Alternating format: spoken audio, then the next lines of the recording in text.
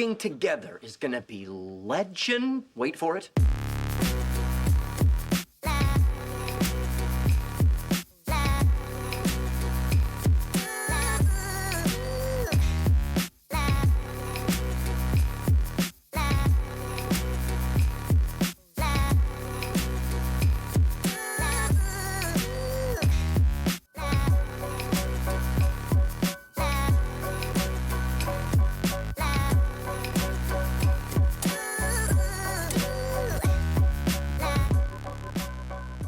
Hello everybody, and welcome to Zero Life, a weekly talk show where me and my best friend discuss ongoing affairs in nerd culture. I tried to make that not sound like the Nerds intro.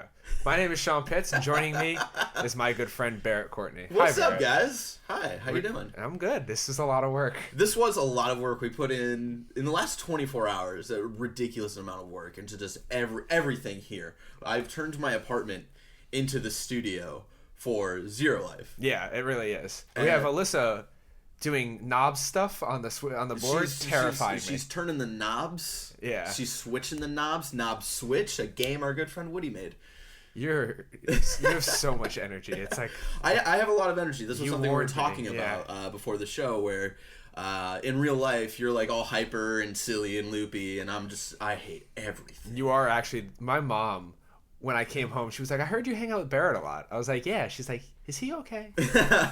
He just seems so That's sad what everybody asks all the time. And I'm dead inside. Please save me. Anyway, but this show is not only us. We had a lot of help. So thank you really quick to Roger Picorni. Yeah, I was going to call him Raj Former. That's his fucking Twitter name. Known as @RajFormer on the internet. The intro that you just watched, all edited by me, but the little thing at the end with the cool Zero Life coming in and all that words and shit, and also the logo. Yeah, he made our logo. The Zero Life logo, all Roger Picorni. So go to @RajFormer on the internet if you need any of that kind of stuff, because I'm sure he would He'll be linked right here. He'll be right here? I'm not going to do that. Now you are. Remember, I control you in post. And of course, I just wanted to say quick thank you to our bosses at work for allowing us to do this. We're only allowed to do this because they let us. Yes. So thank you guys very much. Shout out to you guys. You know who you are. Yeah. You guys are really dope. And yeah, just thank you. It means a lot to us. We really wanted to do this show, and they were totally cool about it. So thank you.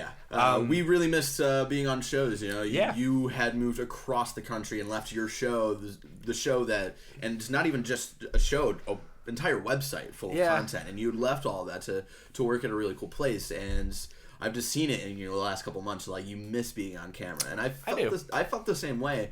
I left my former group BZG to work at also same place, and yeah, it's just we're both itching to get back on camera. So yeah, and we say it in the intro video where it's like we had a lot of opinions, and normally I would be like, oh, I'll just talk about this on Nerds this week. Yeah. But without Nerds, I didn't have a place to put those except for Twitter, which is only 140 characters, and I can't really describe to you how great La La Land is in 140 characters. But now, now I have we have a full hour. Long. Jesus. And speaking of La La Land, we're going to talk about today's topic of the show is pretty much talking about our favorite things of 2016. Yeah. 2016 just ended. Bad year for the world. Great year for us. Yeah, pretty dope year for us personally. Yeah, but we did a deal with the devil. Same with Leonardo DiCaprio. We all made the deal with the devil. Oh, like, you guys get to have whatever you want, but Trump gets to be president. And we're like, that wasn't cool. If he had written that out, I probably wouldn't have agreed. But so we're going to talk about our favorite things in 2016 because it was a good year for media. We have a lot of really cool stuff that came out this year, and should we just kick it off with movie? Because we agree on movie. Well, for another thing I want to elaborate on is Zero Life YouTube channel. Oh, yeah. So you can find this if you're listening to the audio podcast on iTunes. I'm so excited. It's the first time I get a show where it's finally on iTunes. Yeah, it's because you don't have the word shit in your title. BZG, our show is called Talking Shit, and let me tell you, when I try to get that on iTunes, they're like, no, you're an idiot. Stop pimping BZG. It's dead, all right? BZG is dead, but with BZG, there was a big show called The B-List, which was our most successful show. I took a break from it over the sort of winter break. My last episode was V for Vendetta, and I said in that episode, like, this show's not going to come back until 2017.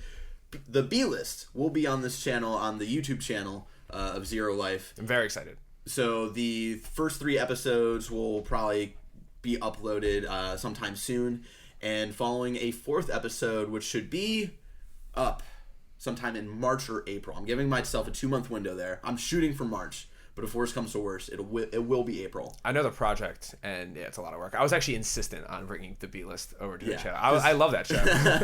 I remember when we started talking about if we wanted to do a show or not. I was like, do you want should I keep the B list on BGG or should I bring it to Zero Life? You're like, no, absolutely, you need to bring that over here. Yeah, I mean, it's a show that I believe in, and I really do enjoy what you do there.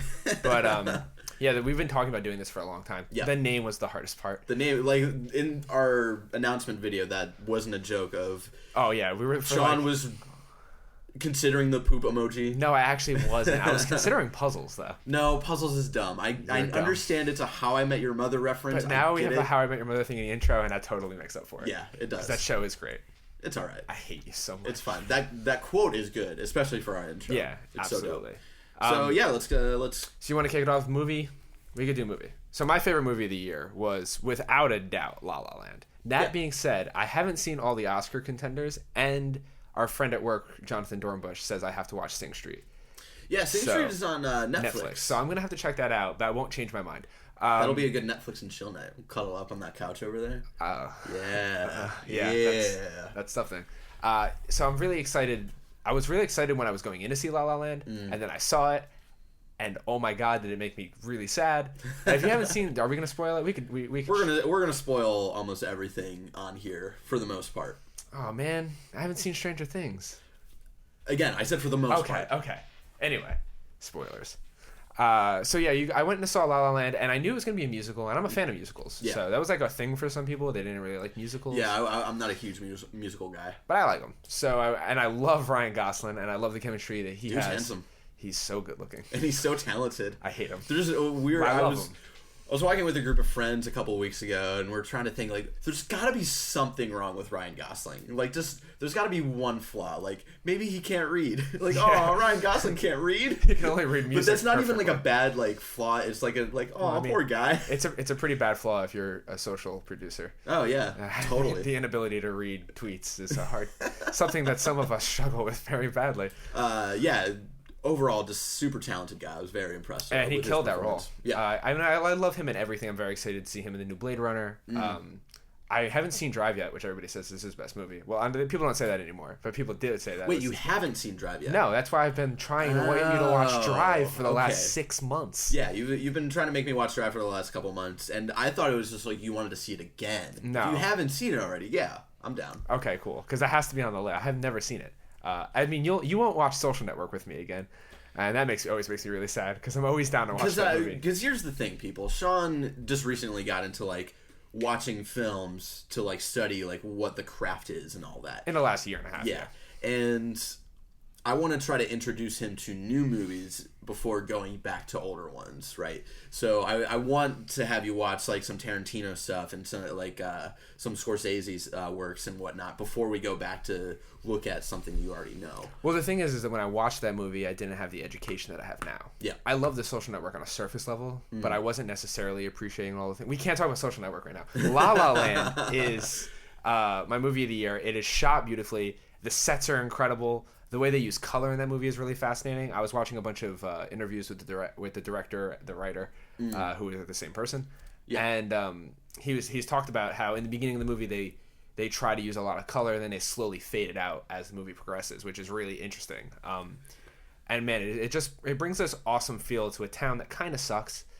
Now that I've been to LA, I could say LA. Yeah, LA is not fun, dude. It kind of sucks, but we went 2 weekends in a row, yeah. And that was not a fun drive. No, well, I mean, actually, the drive is not that bad. You haven't driven through Connecticut. Drive through Connecticut a couple times? I was the one driving both times, though. I know. Here's the thing: in 2 weekends, I drove a total of like 30 hours. I want to say. That's fine. No, you did a good job. It sucks. You did a good job. So, what did you like about La La Land? We were talking with our friend Jonathan Dornbush the other day, and something that he was talking about was like, what makes La La Land so great is when you just know everything's coming together to make this like working moving piece of art, right? And that's what I really love about it. There's no one aspect where I'm like, oh, the cinematography could have been done better, or oh, the direction was weird a couple of times, or oh, like the music isn't great or anything. Like, it all came together to make this really fantastic piece. And yeah, off the bat, La La Land is my favorite movie of the year as well. And yeah, just that director has a very just straightforward mind when it comes to drive and relationships, because he also wrote and directed Whiplash. Or I don't want to say he might not. I don't know if he wrote that, but he definitely directed it. And that, like, the same thing happened to that kid in Whiplash, where he decides to break up with his girlfriend to pursue being a really good drummer. Yeah, I mean, it's the dream, man. What I like about his movies is, and this is where we're going to get into the end of La La Land. So if you haven't seen this, spoilers for La La Land. I'll tap my head. I'll do the whole Greg Miller thing where, next time I tap my head, rub my nipples. Why do you? We had this conversation. You have to tone it down. No. You can't be doing weird stuff all the time. Please stop. I'm going to try to tone it down the swearing, but anything else, free game. All right. So then next time I tap my head, you can listen. What I really like that he does. You all right? You made yourself laugh? I'm hilarious. All right. What I like about his movies is he makes you feel something. And I know that's a dumb thing to say, but it's not. You don't go into his movies and necessarily feel the way you want to feel at the end of them. Yeah.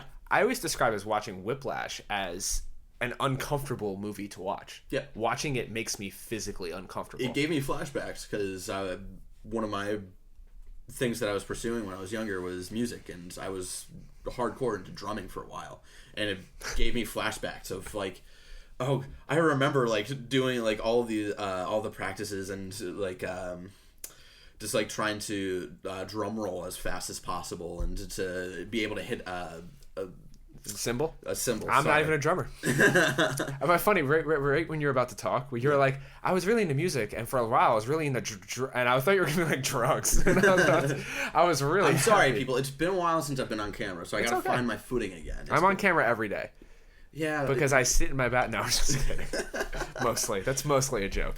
Add me on Snapchat. Yeah, like trying to drum roll as fast as possible and get to a cymbal without missing a beat and everything. Like, I remember that, and I remember like wrapping up my wrists and like bloody knuckles and all of that stuff. And it is an uncomfortable experience. Watching the movie is uncomfortable. Watching the movie on a plane is also very uncomfortable. Oh, I was like the plane. I already have terrible anxiety on planes, and by the end of it, I was like, oh god, I feel sick because that movie is like just rough. But it's. Yeah. I realized, because I didn't like it, but then I liked it. Yeah. Because I just thought about it, because it was the first time that I watched a movie that really made me like, but it really made me feel.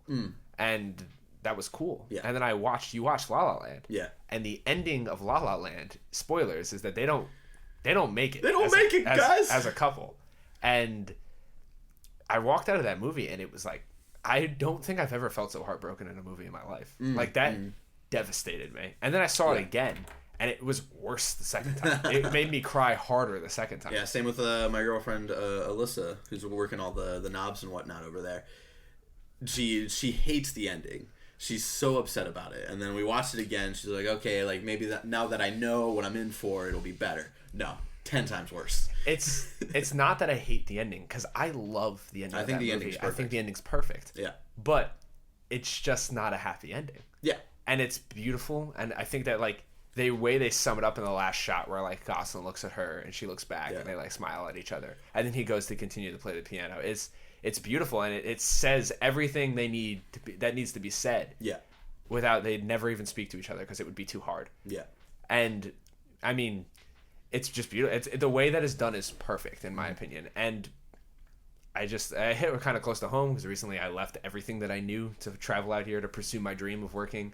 At a video game media company, and I think that's one of the reasons that I love it so much. Yeah, but yeah, for me the ending was so hard on people, because if they left it open to interpretation, that would at least give people hope that there's something. The ending reminded me a lot of My Fair Lady, actually, where the end of My Fair Lady, the girl comes back and or at least in the performance I saw, the girl that has the Cockney accent, and he's trying to teach her like how to speak proper English and all that.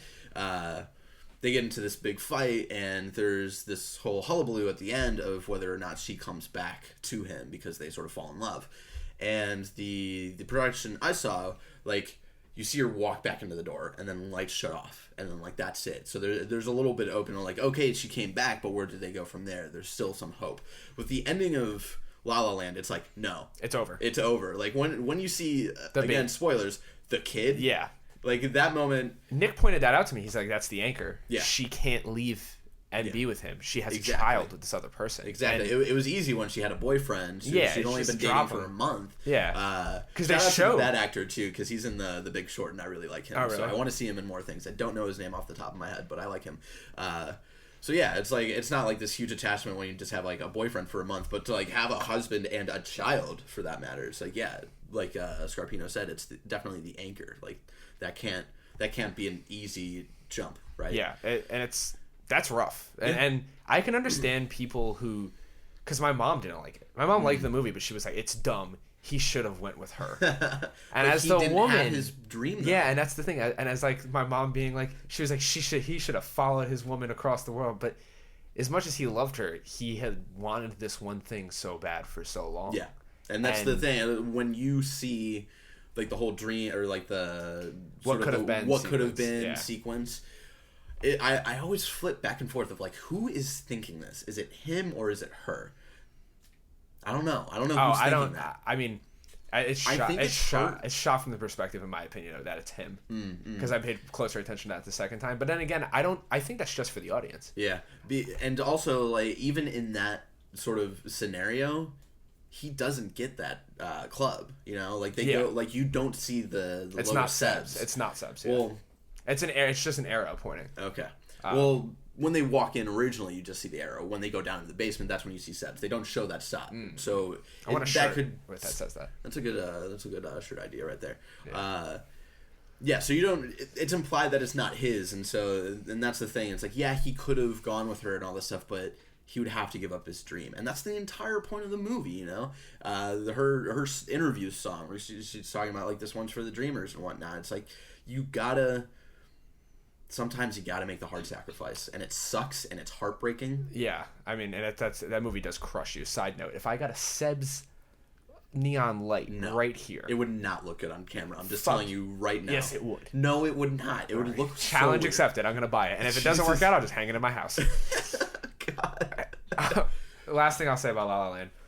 Funniest thing is, I saw La La Land. It was about 3 o'clock. It was for the second time. It was about 3 o'clock in the morning. I was in New Jersey. I just seen it with my family. Okay. Your girlfriend texted me and said, "I literally hate you," because I didn't prep her at all that it was gonna end like that. Yeah. And you watch the whole movie and you just kind of assume they're gonna get back together. Yeah. And they don't. And she was like, "I wasn't ready for that. You didn't prepare me." Yeah, like we didn't see it together. It was over the holidays, so she saw it back home in Hawaii.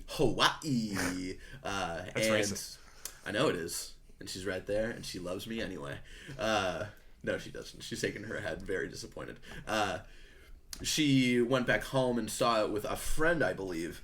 And so we weren't together, so it was this sort of like we miss each other because we're not with each other for the holidays. And then to have this movie about like this broken relationship and whatnot, she just, I hate all of these feelings that are inside of me. And me as like a sort of growing up learning about film and whatnot, I was like, yeah, they need to not end up together. And an just all-around inside dead person. Yeah, as an all-around inside dead person, I was like, yeah, they're probably not going to end up together. Because even before the child, you see, when he says, "You're jealous of me," and that like argument that they have so because I'm successful than you, I was like, that's the moment. She's never gonna get back with him because of that. No, that's not why they get. That's not why they don't get back together. Though. I know it is. It's but just life. But I mean, that line gave me that feeling of like they're not gonna end up together. Because, like I said, the beautiful part about that is that it's no one's fault.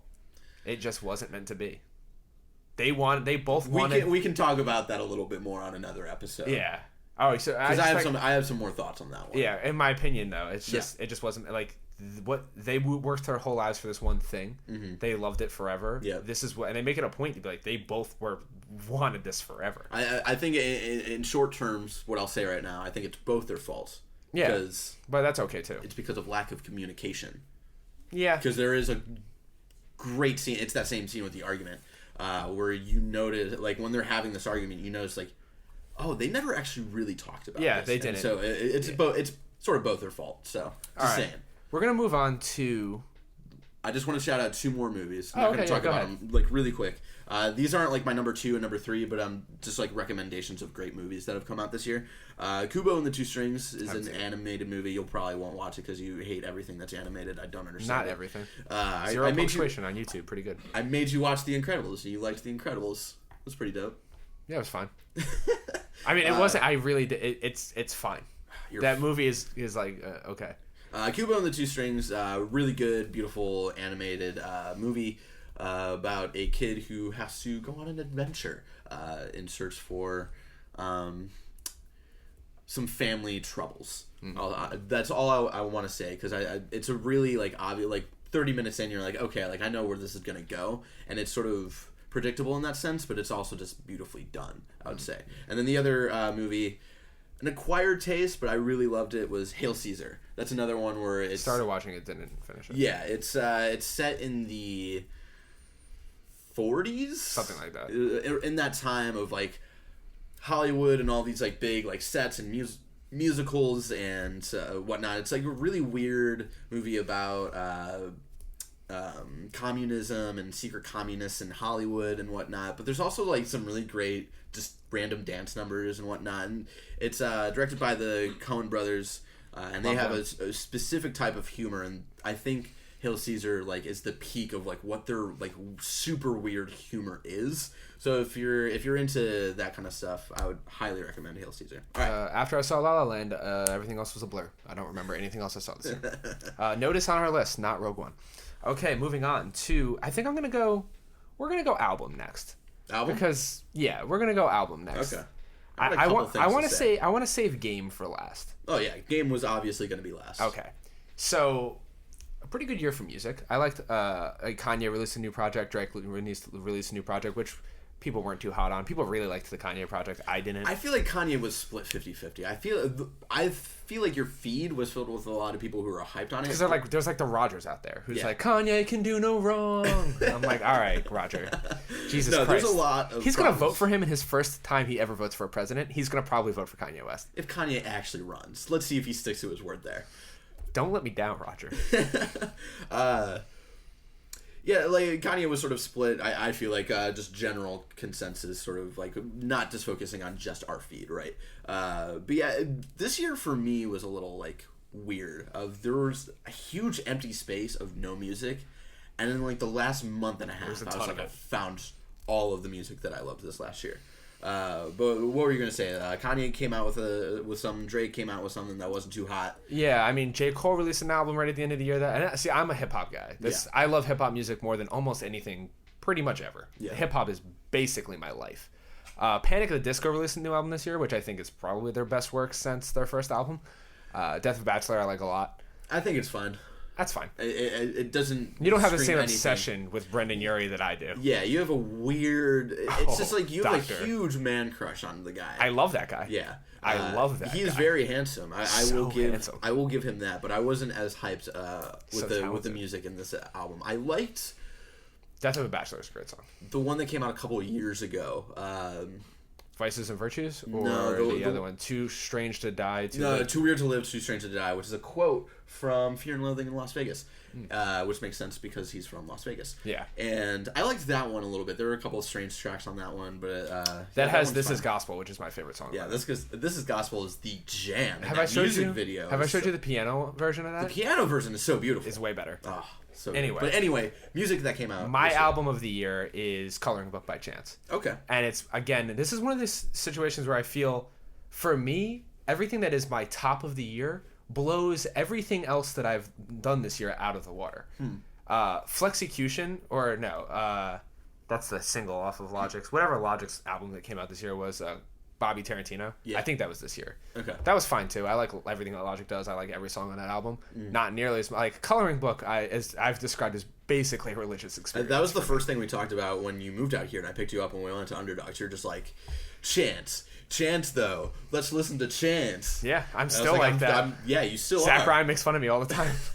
I mean, I wear my Chance hat almost every day. It's one of those things where when I find something I love, yeah, you really love it, yeah. and I support that person to like I do it with Logic. Yeah. I did it with La La Land this year. I've done it with Metal Gear. I did it with Kind of Funny. Yep. Like when I love something, I do it with Jiu-Jitsu. Yeah, I do things either 100% or I don't do them at all. Yeah. So when I found Chance, who I had heard here or there, and I didn't really like him because I couldn't get over his voice.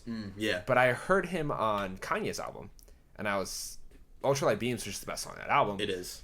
And his That verse is like is the incredible. best verse on that album. So when I heard that he was coming out with Coloring Book, I got pretty excited. I listened to all of his old stuff with more of an open mind, and I really like this. Yeah. And then Coloring Book came out, and Coloring Book was way more geared towards of what he did on Ultralight Beam. Yeah, it was a gospel. It's a hip hop gospel album, Yeah. which I never thought I wanted, but I loved it. And then, I mean, every song on that album is, in my opinion, great. So then I went and saw him in concert this year. Yeah.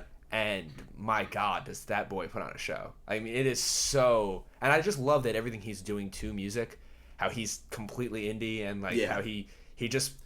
Labels hate him, and he thinks it's funny that labels hate him, and he makes fun of labels and people that are signed to labels. Like, he has a great line where, like, how can you be a boss when you have so many bosses? Yeah, exactly. And it's like, damn, son. Yeah, he's so non-corporate. Like, I respect him. I gave Coloring Book a listen in my car a couple of times, and there are a couple like standout songs for me. Yeah. Same Drugs is probably, Same Drugs is great. I think is the best track on that album. In my opinion, Summer Friends is the name of it. I'm not as familiar with it as you. I haven't. What's it called? I don't usually look at the names of the songs. Yeah.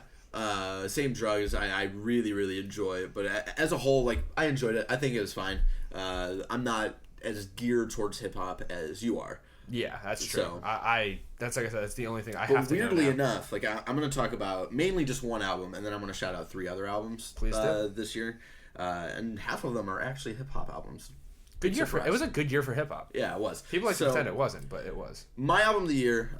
This took a lot of thinking because I was going back and forth between a lot of different things. It was Summer Friends, by the way. It was. I knew that, but I got worried when I had to say it in front of a camera. Do you ever have that happen where you're like, God, I hope that's right? Someone fact check me. People are going to to crucify me if it isn't that I say I love Chance so much and I don't know the name of that song. Continue. Yeah. That's my favorite song. So my album of the year is Holy Ghost by Modern Baseball.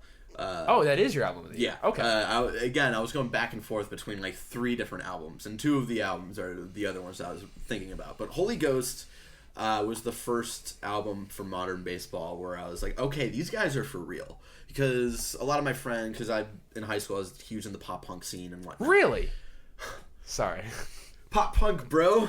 And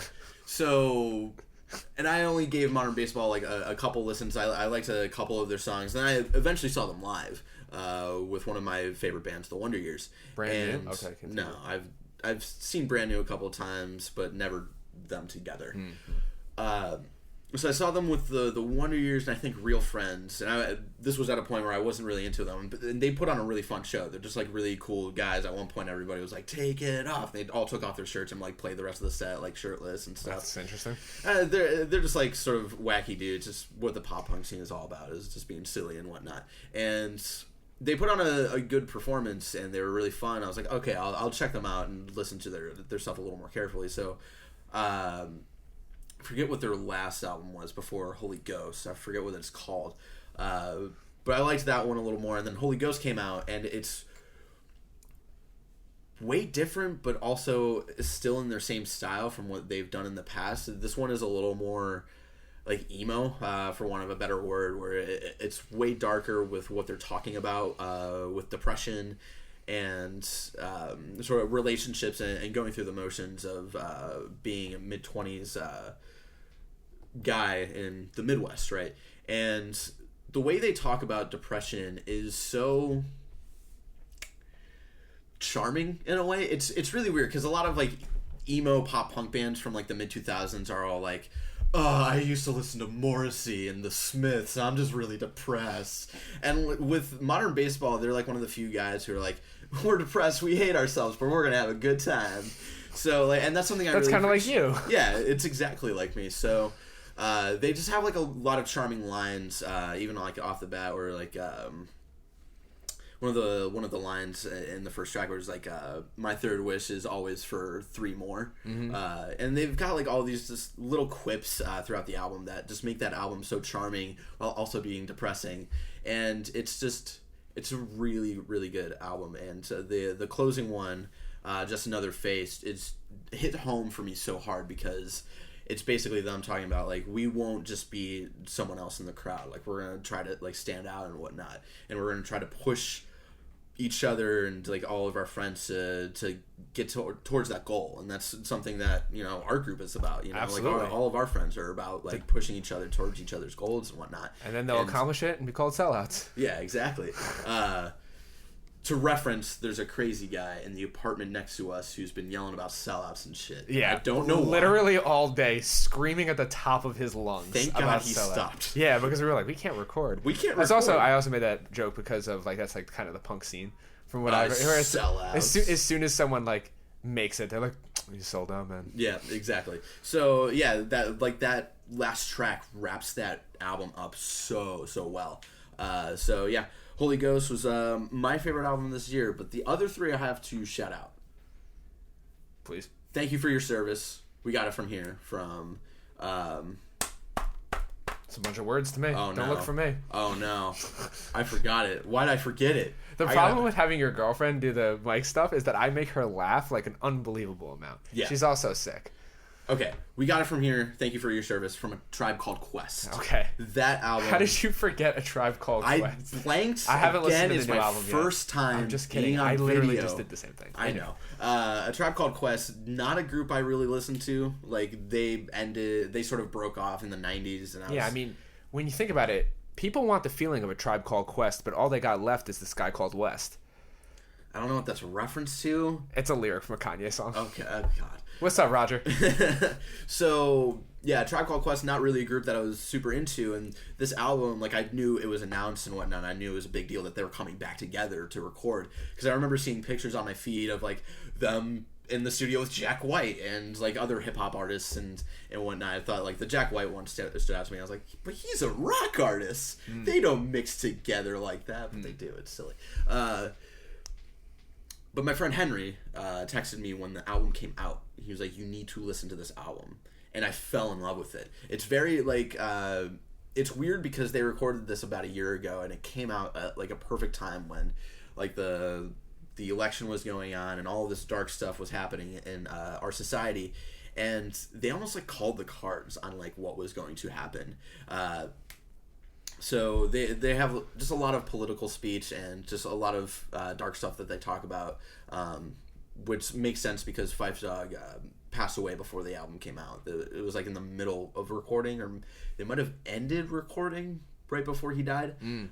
So just a lot of dark stuff, but it's also just like every beat for every song is just so... It gets you into it. You want to like move around to it and whatnot. Like you want to be at like I want to be at a hip hop concert. I've never been to one before. Really? Yeah. Oh, we have to go see Chance or Childish. Or Watsky. Gambino came out with an album this year too. That's true. He did. Yeah, I didn't like it. I mean, I like it. It's fine. It's just fine. It's not what I want from him. Exactly. So a lot of hard hitting stuff, and at the end of the first track, they do a Willy Wonka sample. Transitioning into the next song, and it's like where they're in the tunnel and Willy Wonka's going all crazy of like, it must be rowing, but if it's not rowing, and he's going all like crazy, and like that like weird, crazy, dark energy set the tone for the rest of the album, and it's just done so well. The other hip hop album is Run the Jewels 3. Yeah, I listened to that too recently. Oh my God. Really, really strong album. I liked it a lot. That's another one where the entire album just flows in and out really, really well. And like even Alyssa, who didn't really know Run the Jewels at all, I was playing it in the car, and she was like, I really like this album. And that's another one where they have some political statements, which, I mean, yeah, it makes sense because of all this turmoil that's been happening in our country for the last year or so. Run the Jewels 3, also good flow. I do enjoy that album quite a bit too. And then the last one that I want to give a quick shout out to is Blush by Moose Blood, which is the album that I've been playing a lot in the car the last day or so. Very early to mid 2000s, like emo and pop punk. Reminds me a lot of, not specifically Taking Back Sunday, but like that era of like when Taking Back Sunday started to get big. And they do it so well. I don't think they really add anything like new or crazy, but they just harken back to that era so well. And that's the era I grew up in and loved, going into middle school and high school and all that. So if that's something that you also went through growing up, I think you would really, really like this album. The lead singer's voice is also just, he's got such a beautiful voice. It's like vaguely like British and Canadian and whatnot. And he's got a really sexy singing voice. Oh, I'm glad to hear it. I'll have to check that out. I listen to a lot of music. Yeah. It's just I gravitate towards hip hop. Yeah. The one thing I would say about Blush though is that it ends really weirdly. Like there's a lot of like high energy throughout the album, and then like the last couple songs like dip with like it's a little slower and whatnot. It makes a weird pacing of the album, but besides that, I really, really enjoyed it. All right, enough of my rambling. No, I mean, like I said, it's good. You talk a lot. That's fine. That's part of the reason that I wanted to do the show with you. All right, and we're back. Sorry, we had to take a 1 second break so that Alyssa could leave to go babysit. Yeah. All right. Sitting on them babies. You make everything weird. Literally everything. So let's move on to our favorite show of the year. Here's the problem with this. I didn't even watch TV this year, like pretty much at all. We got you to watch The Office. So I've watched a ton of TV this year. Yeah. But it's all nothing old that stuff. came out in 2016. Exactly, and right. that's the rules. It has to have come out in 2016. I mean, there are our own rules. We can make our own rules. No, but that's fine. I watched 9 seasons of The Office, or Yeah. 8, however many there are. 8 seasons. It was amazing. 9 sounds right. It was amazing. Yeah. Go watch The Office. Everybody should go watch that Even show. if you've watched it already. Get through the first season because that is trash. It's so bad. It is really bad. I forgot how bad it was. 2 through 9 is phenomenal. Yeah. But I do have a show of the year. A show, John Oliver. That show didn't start this year, but it continues to be pretty much my favorite thing on television. Okay. John Oliver it's like a kind of political show where he talks about anything. Yeah. He has no real stance, but man, he did a great job of just roasting Trump earlier this year. No one listened. We still voted for him. Well, Yeah. we didn't, but people still voted for him. Yeah. He just, it's like the most entertaining news show in the world. He has great bits on there that he does about religion. Is he the one that recently did that ad for like Fake Game of Thrones trailer? Yeah. That was so good. His writers are absolutely phenomenal. Yes. Like I said, my favorite 45 minutes of the week a lot of the times is sitting down to watch John Oliver, and his team just every week just kill it. They did a great bit on how you can make anything into a religion and take a tax shelter, and they did it for the show. So this show is technically a religion. Oh God. And Jesus. it is so, that bit is like he was like, now you could send us stuff and we will send you seeds, and then like he's like, you plant those seeds and blah blah blah, and then he's like, all right, a couple weeks later he's like, we had to stop doing it. People were literally sending us envelopes full of semen. Oh God.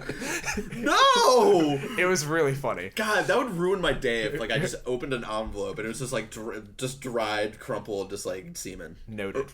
Or wait. So would they do their business inside just the envelope, or would they send jars? No, it was envelopes. Oh, gross. That's just bad business right there. Don't send Sean. I would be way too afraid of paper cutting myself. Don't send Sean envelopes of semen. No, literally, don't do that. No one has my mailing address, and do not send that anywhere near me.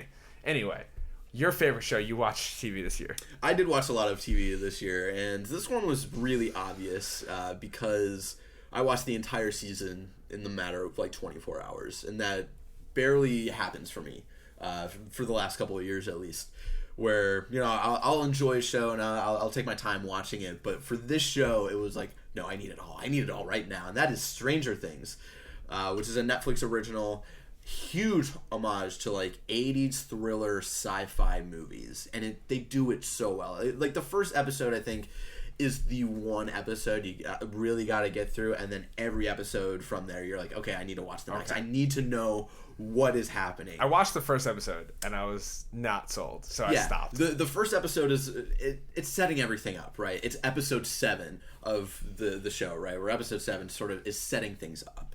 It's A New Hope, setting things up. the first episode, setting things up, and then everything kicks off like after that second episode, and they just do it so well, and you get invested in every single character. The one thing I'll say is the one good example I have where there's sort of this douchey guy, and he just doesn't really care about anything, and you sort of grow to sort of hate him, and then they just turn you on a dime where he does something that includes himself in like the main group of kids that you're like, yeah, like you're a part of the group now. Like I sort of hated you, but you're cool. And they do that so well, like with a million other examples with every single character. Every single character has their moments, and it's a great character piece with everybody, and it's also just really cool weird sci-fi stuff where the younger kids it's basically like they're the Goonies, and like the older people, I don't know what to really equate that one to, but it's a good mixture of like all of these 80s sci-fi thriller movies,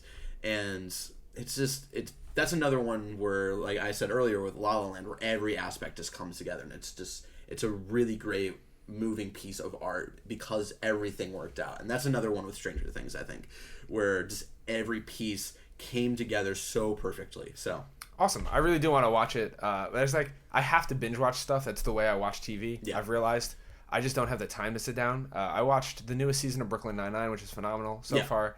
And quick shout out to Atlanta. Now, obviously, I'm going to love Atlanta. Neither of us have finished it. We haven't finished it yet. Yeah. From what I've seen the first 3 episodes. It's amazing. Yeah. It probably will be the best show I watched this year. What? I'm thinking of lines that we should probably not say on the show, but sexuality is a spectrum. So good. That whole scene. Yeah, we need to hang out with our good friend Woody and try to finish that. Yeah, because he seemed to like it a lot too. Yeah. So we are gonna sit. So this is the one that I threw at you, and you thought it was a good idea. Yeah. So we're gonna talk about our favorite YouTube channel. It was an okay idea. He can't give me anything. We're going to talk about our favorite YouTube channel of the year. Now, I'm not going to name like Kind of Funny or IGN or anything like that, because obviously I love those. I love all those guys. I think they do great work. That should go without saying. BZG, my YouTube channel of the year of 2016. Nerds definitely isn't mine. I'm just kidding. Only because they only do the podcast now. Yeah. But anyway. So we both have the same answer for this one too, but I have an alternate answer. Yeah, you do have an alternate. So let's talk a little bit about Movies with Mikey, which is without a doubt my favorite YouTube channel this year. And that came out, like, you showed me that at like the perfect time. You moved out here, and then we started watching like all these different YouTube channels. It was specifically you were watching a bunch of different videos on Harry Potter and the Prisoner of Azkaban. Yes, we were watching like 5 different YouTube channels on like what that movie is about and like how well it's shot and all. Woody showed me Movies with Mikey. I just want to give props to Woody for being the man. Woody is like one of my favorite humans on earth, and he shout out to you, Woody. Showed me Movies with Mike. He was like, "You're gonna like this," yeah. And I said, and I loved it. Yeah, and so we find you showed me the Harry Potter episode of Movies with Mikey, and then we started watching all the other ones like the Scott Pilgrim episode the Dark Knight one is my favorite. The Dark Knight one is so well done. So beautiful. But like the Iron Giant one brought me to tears. And just you should watch the Grand Budapest Hotel episode. Yeah, I just did. Okay, amazing. Every episode, just like he's never put out an episode. The John Wick episode is also absolutely phenomenal. He's never put out an episode of his show that I wasn't like. He has a great thing where he talks about primetime YouTube, where there are these certain YouTubers that when they release a product, world stops for a minute and you go watch what they've put out. Yeah. And the great example is Every Scene of Painting. Or Every Frame of Painting. Every Frame of Painting. And that guy does unbelievable work where he breaks down movies or different things about movies. His episode on Jackie Chan is really fascinating. But Mikey is the same way for me. That's primetime YouTube. When he releases a video, pretty much no matter what I'm doing, I stop to watch that video because it's that good. And you came out and showed me that channel, and I was at a point where we're doing BCG stuff, and I was like, I want to do something new. I want to do something exciting. And I saw Movies with Mikey, and I was like, I want to do this. And Movies with Mikey is 100% the reason why the B-List exists. Yeah. So, really, the B-List is your child right there. Yeah. You can take some credit. I'll take 10% credit.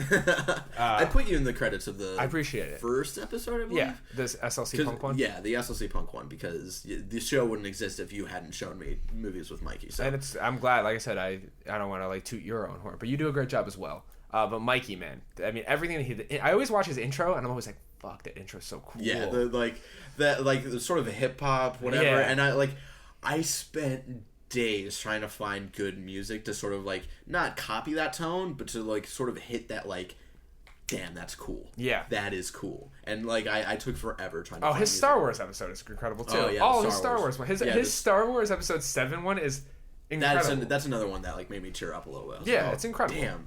And he, fun fact, also wrote Borderlands. Yeah. Which is one of my favorite games of all time. So that guy's all around very talented. Yes. I appreciate all the work that he does. Keep it up. I also want to talk about somebody who is like one of the most famous YouTubers in the world, but I didn't know about him until recently. Me neither. Casey Neistat. One of the most interesting humans in the world. Casey Neistat got super famous, from what I gather, from doing his daily vlog, which he did for like 500 days in a row. Crazy. Yeah. These things are shot unbelievably well. His dedication to his craft is something that watching his YouTube channel makes me want to make art.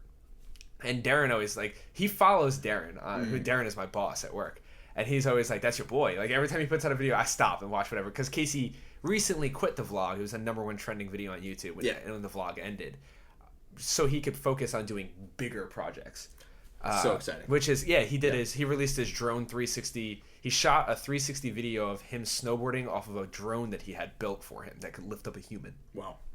Crazy. Yeah. Really well shot too. And now he's starting to do vlogs again. Not like daily, but every couple of days when he has something important to say. Because just like, and I relate to this a lot, he missed the connection with his audience that he had from being in front of the camera. Yeah. Because there's nothing more powerful for me than to be able to directly communicate with like Cam or Sly Clone or somebody that I know, people who I appreciate like more than they'll ever know for consuming my content. Keep talking. And he missed that ability to talk to them directly. So I definitely understand what he means, and I'm glad to see he's doing vlogs again because I miss hearing his opinion on stuff. But I went through and watched almost all of them. Sorry, we don't have a tech person anymore, so I just wanted to totally fine. Just to make sure nothing was on fire. Yeah, no, totally fine. But especially the way they're shot, they're beautiful. That I've showed you a bunch of them. Like that was something like I'm not beautiful. super into his channel, but I totally appreciate and love his work. Of just his like editing is great. His editing is really well done. Sort of like, it's weird to say it for like a YouTube video, but like his cinematography is also really just great. so beautiful. Yeah. A lot of the shots that he's able to pull off just blows me away. Again, I'm not like super interested in the content itself, but how he does it is fascinating. Yeah, and it's one of the things I showed my dad when I went home because Casey lives by my dad's job. Okay. And I think my dad's like, I think I've seen that guy running around. And because he is a crazy one where he's just doing crazy stuff all around the city. He runs like 15 miles a day every day. He wakes up at 5 a.m. and runs for 3 hours. Oh yeah. Because he's like super fit. But what I love is his drive and determination, which is something that the #1 quality I seek in people is that. Like I love to see people who are almost insanely driven, and he very much so is. And it's just very. His whole channel is great. I recommend it. Everybody, if you don't already watch Casey, go check out some of his work because his stuff is so cool. Yeah. But one of the things that it's always interesting watching stuff like that with people who don't appreciate stuff with stuff that we appreciate. Yeah. So when I would show people that video, I'd be like, how do you think he got that shot? And I'd be like, he placed the camera down, ran back, and then ran into frame. Yeah. Because it's so counterintuitive. You would never do that. Yeah. But when you were watching it, you don't even think about it because it just looks so natural. His videos look very natural. They look like professionally shot. When you break them down, knowing that he shot them, they're actually like really annoying to do. Like to place your camera down and then jump over it. He sacrifices a lot to make sure it looks good. That's something, like you were saying, like I appreciate where, you and I didn't want to do the show unless it was done right. Yeah, and 100%. We're like 95% there. I'd say we were like 100% there. Yeah, I'm happy. If it wasn't, we wouldn't be doing it. I'm not happy. If I wasn't really confident in the product we were producing, I would rather not produce the product. And he's like 200% like that. Oh yeah. He like every single detail he wants perfect, and that's something again. He actually has a great video where he talks about stuff like that. Yeah. How making a video every day forced him to change the way he did things because he couldn't be perfect. Yeah. But it could be like he said, don't let good enough be the enemy, or perfect be the enemy of good enough. So like, it's very interesting his drive and the way he looks at things, and I love that guy. I can't wait to meet him. I'm gonna meet him at VidCon probably this year. I'm gonna make it a point to find him and meet him because I do that with the people that I appreciate their work. I want to see you there, just see him and go, hi Casey, I'm your number one fan. Now that nobody has eardrums left, I mean that's how I react every time I see Kevin, and he's my roommate. I'm glad he got that. All right, moving on. We're going to go to our last topic of the show. I'm going to wrap it up with this one because we don't have to viewer topics because no one knows we exist yet. Yeah, no one knows that we exist. But if you want to get your question on the show read, you can tweet at Sean Twisters or at Banandler Sean. Or at Sean Twisters. Yeah, or at Sean Twisters. Or you can comment below if you're watching this on YouTube. So if you have any questions for us, we will love to answer them for next week's show. Yeah, we will pretty much answer almost every question. Yeah, so that's how every other episode is going to work out. We're going to do a main topic of the show and then some questions afterwards. So yeah, absolutely. Yeah. Let's wrap it up. Next week's going to be Switch, by the way. I have a lot to say. Oh God, I have so much to say about Switch. Nintendo fans, prepare yourselves. If you didn't hate me from Nerds, you're going to hate me now. Game of the Year. Game of the Year. Big topic, especially with us, considering gaming is the biggest thing that is like our lives, literally. Yeah, it's our job. Yeah. It's what we do for fun. Yep. I have a good time just listening to other podcasts about video games, trying to learn as much as I can about games. Yeah, you were watching like Overwatch videos before we started this. How do you think I get good at Overwatch? Yeah, that doesn't just happen. I study the games. Again, like I said earlier, it makes sense. You gotta study. I study. I do my time, and that is actually my game of the year. Is Overwatch. Now, this won Game of the Year from IGN. Mm-hmm. It won Game of the Year from pretty much everybody. It won a lot of huge Game of the Years. Yeah. And I just want to go out and I made a point to make a mental note of some of the arguments that people had against it because I want to shoot them down right away. Okay, shoot them down. Overwatch is not a full game. You're an idiot if you think that. I want to be 100% clear. 100%. If you think that Overwatch is not a complete game, but Sean, it doesn't have a single player campaign. I love that argument. I'm going to get to that.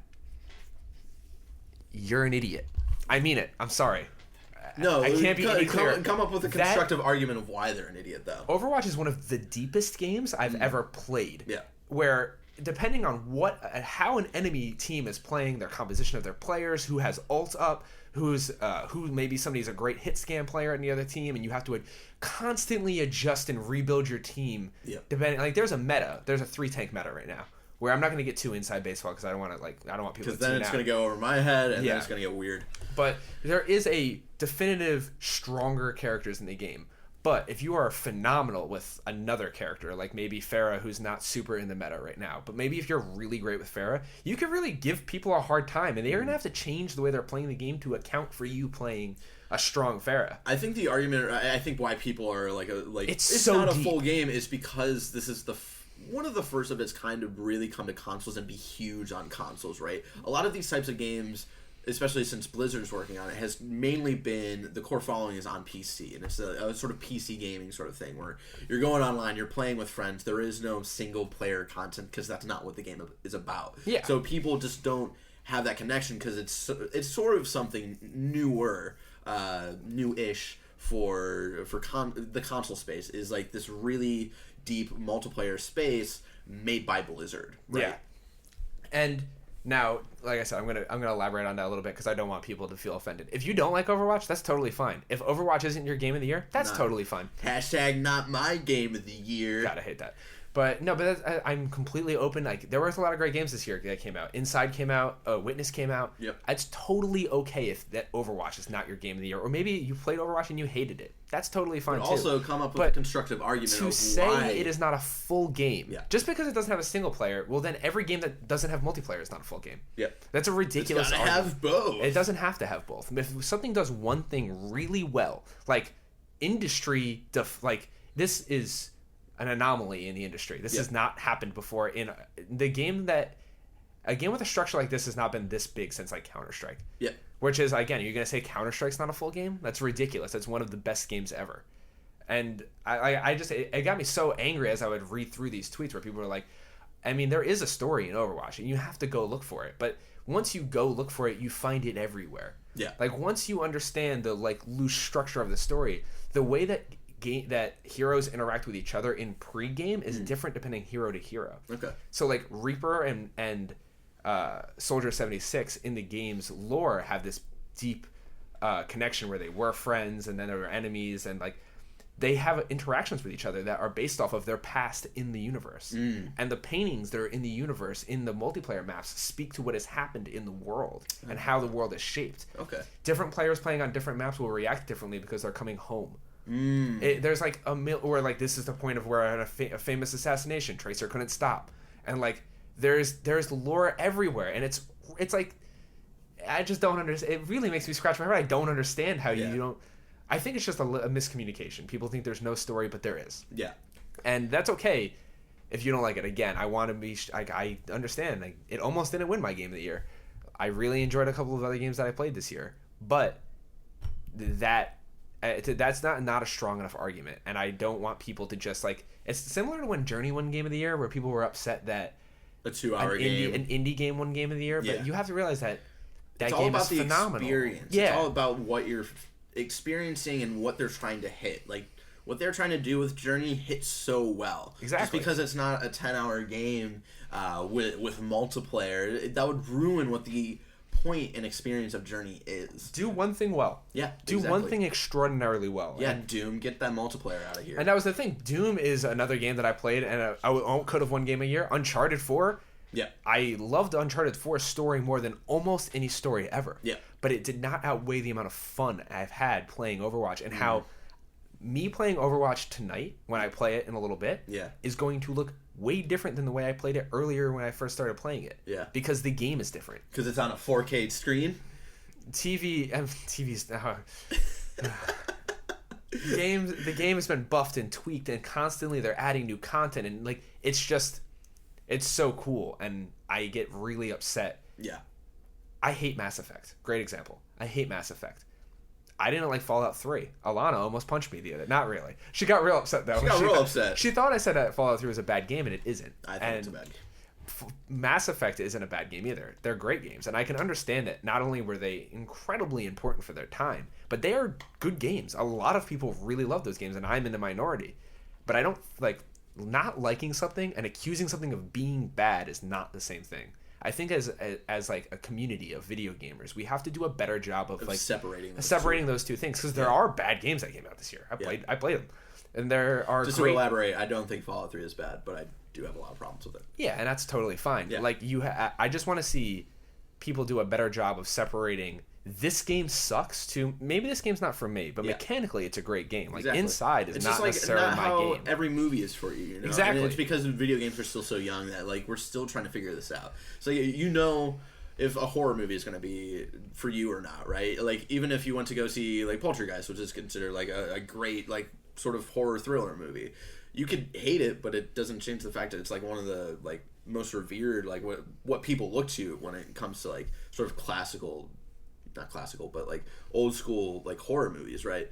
And you just gotta take the time to think, nah, this just isn't for me. Yeah, and that's I think I just want to see more people do that. Yeah. Totally fine if you can write in the comments below what your game of the year was, and that's great. And I probably have played them and enjoyed that game too, or maybe I played it and just didn't really like it. But I would never go out and be like, that game sucks, because you make yourself sound dumb. And like when I would read through comments, I'd be like, "This is this person sounds dumb." Yeah. Because what do you mean by that? And obviously, a lot of it is on Twitter, and you can't really articulate a full argument. But exactly. Like, and having that not be your game of the year is totally fine. But Overwatch is incredibly deep, and I've played 450 hours of it, or something like that. I played 40 hours of Overwatch last week. So, but I got to master, and that's all that matters. You're a massive nerd. That's why I like you. I like you a lot too, Barrett. What was your game of the year this year? My game of the year... Mafia 3. Mafia 3. Let me say, just real quick, Mafia 3's story is one of the best stories this generation. Like, one of the... Like, I would hold it higher, actually, to Uncharted 4. Like, without a doubt. It's just... The gameplay and the open world aspect... You can go fuck yourself, Barrett. I'm just saying, you can't say anything because you haven't experienced the story. You're going back down again towards that mic, and I'm real nervous about what you're about to say. You can go fuck yourself, Barrett. How dare you? I am just saying, the way they tell the story and the story itself is really, really fascinating. The way they tell Mafia's 3 story is through a documentary, and I've never really seen that in a video game. So how they do it, and they nail the tone, blah, blah, blah, blah. I'm so sorry. I'm so sorry for the people that just heard a loud boom because I just hit my mic. It was me. It was my jaw hitting the floor. Yeah. Mafia 3, not my game of the year. My game of the year, Dishonored 2. Now, this is one where again, like I've been saying all throughout this episode, is like where everything just comes together so perfectly, where everything is so well done. The world building in Dishonored 2 is just, it's so great because you get a little bit of the story. The story is a little basic. It's very reminiscent of the first Dishonored, where everything's hunky-dory for the first 5 minutes, and then you get kicked out of your kingdom, and then you have to earn your kingdom back, right? And if you want to just focus on that main story, that's totally fine. But then you go through and, like, it's very much like Fallout, where you're looking at everything and trying to pick everything up and read all the notes, right? That's what it reminds me of, at least. More of a Last of Us than a... Yeah. Okay. And... I haven't played it.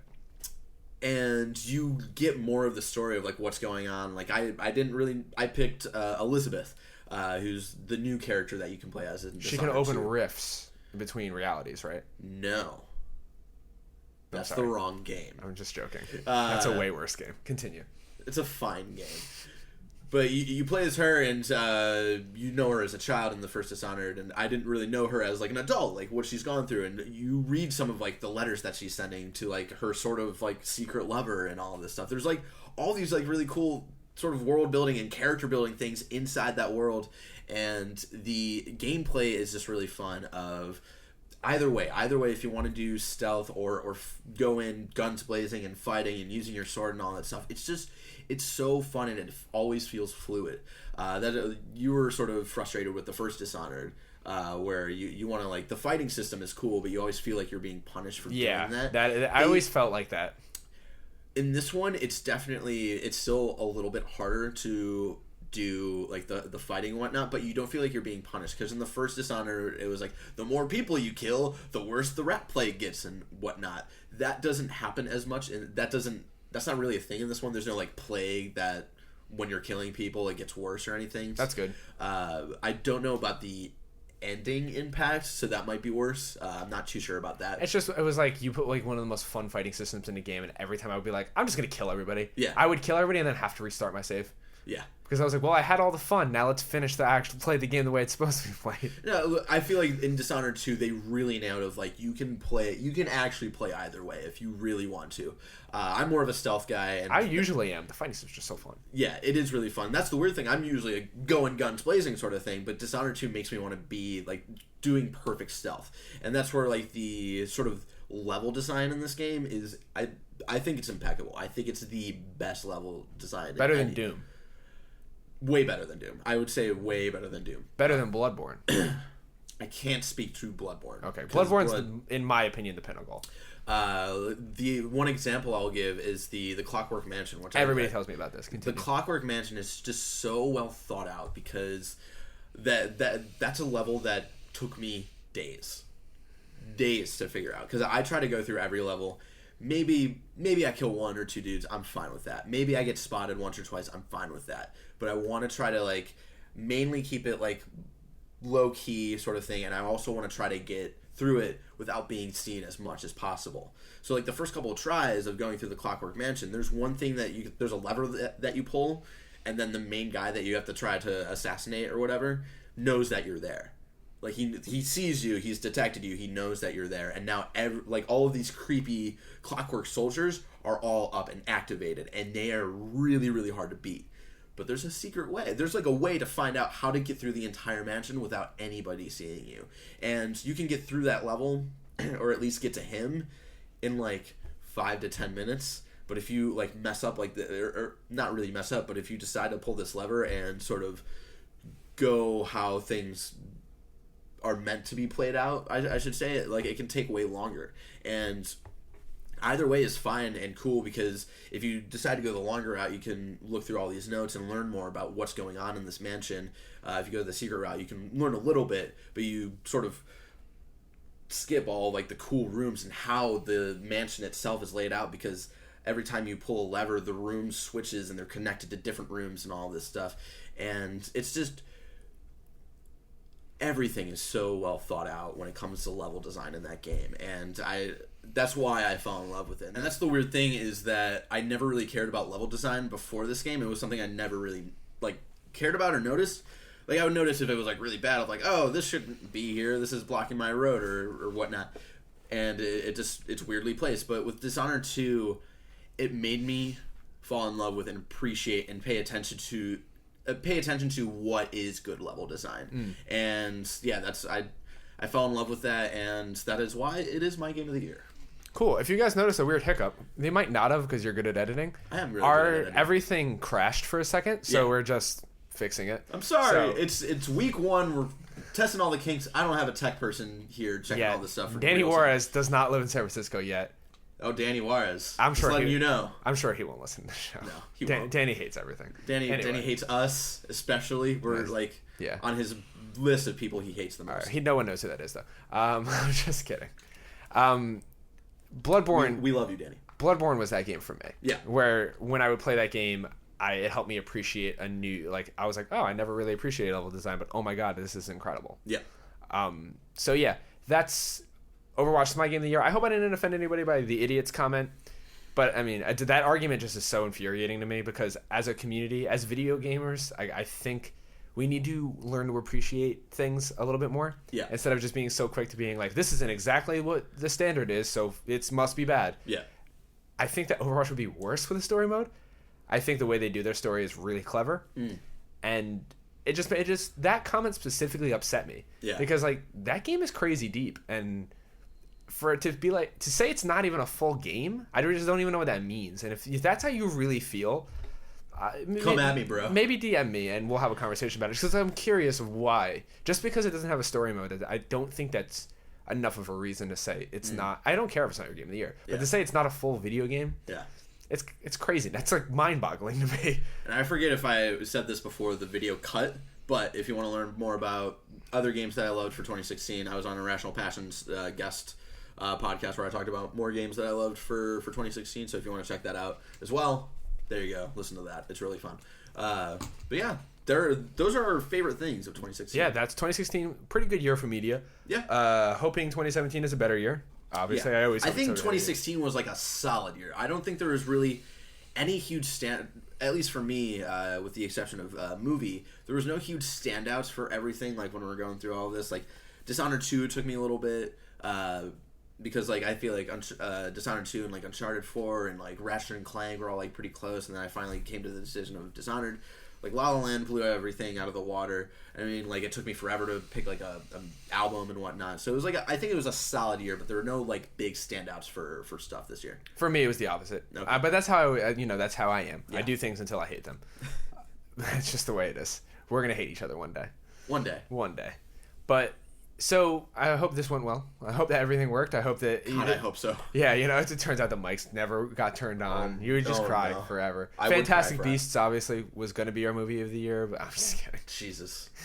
God, you're so upset. I'm so upset by that movie. Don't even bring it up. You cry. For the point, Barrett liked that movie until he saw it a second time. It was... All three of us almost fell asleep the second time we watched that movie. Well, it was like a big day. You were dying from eating Korean food. Yeah, I was dying. Yeah, that was the sickest I've ever seen you. Yeah, I had a lot of bowel problems and whatnot. I don't know if you've ever had one of your friends be in the bathroom so long that the collective group sends you in to go make sure that he's actually not dead. They were closing the movie. They were like, we have to, people are leaving. Yeah. And so I had to make sure Barrett was all right. I wanted to say something else, but I lost my train of thought because I'm not writing it down in my notebook. I have to do that better. But anyway, you gotta be better at that. If you guys like the show, please subscribe to us here on YouTube. Leave a comment, like the video. If you're listening to this on iTunes, hit that subscribe button so you guys never miss an episode. And leave a comment, leave a review. That would help us. 5 stars, maybe 4, because Barrett's hair is not that great. I got the hat. It's fine. The hat's cool. The hat's a hat. It definitely does the job of being a hat. Definitely. It covers all of this mess right here. God. Release the Kraken. I literally hate you sometimes. Anyway, make sure you guys leave a review on iTunes. It'll help us. if you guys subbed enough, if we get enough subs on YouTube, we can finally get like a real URL, which would be pretty rad. So I appreciate that. We need 100, so get us to 100. Yeah. If you want to know what I've been up to, you guys can follow me on Twitter. I'm at Sean Twisters. If you want to know what's going on in Barrett's mess of a life, you can follow him on Twitter at Benamler Chung. Chong, not Chung. It's a huge difference between a U and an O. Benamler Chong. It's a Friends reference. Change your goddamn Twitter name. I've been telling you this for a really long time. Nah. Nick Cascarelli recently changed his Twitter name because I wouldn't leave him alone about it. I'm just saying. You won't break me, Pitts. I probably will break you. Probably. Anyway, until next time, hit the music.